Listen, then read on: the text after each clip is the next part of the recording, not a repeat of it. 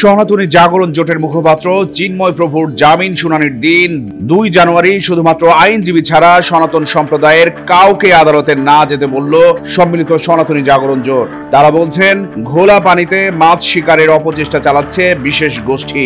সনাতনী সম্প্রদায়ের সবাইকে সতর্ক থাকবারও পরামর্শ দিয়েছেন জোটের নেতারা।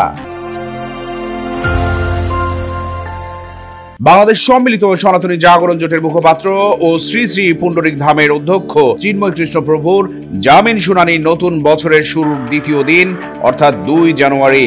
ওই দিন বিশেষ গোষ্ঠীর ষড়যন্ত্র রুখে দিতে সনাতনী সম্প্রদায়ের কাউকে চট্টগ্রাম আদালত প্রাঙ্গণে না যাওয়ার আহ্বান জানিয়েছে বাংলাদেশ সম্মিলিত সনাতনী জাগরণ জোট। মঙ্গলবার এক প্রেস বিজ্ঞপ্তির মাধ্যমে এই আহ্বান জানায় সনাতনী সম্প্রদায়ের এই সংগঠন। প্রেস বিজ্ঞপ্তিতে বলা হয়, 26 নভেম্বর বাংলাদেশ সম্মিলিত সনাতনী জাগরণ জোটের মুখপাত্র চিন্ময় কৃষ্ণ দাসের জামিনকে কেন্দ্র করে একটি গোষ্ঠী ঘোলা পানিতে মাছ শিকার করবার অপচেষ্টা চালাচ্ছে।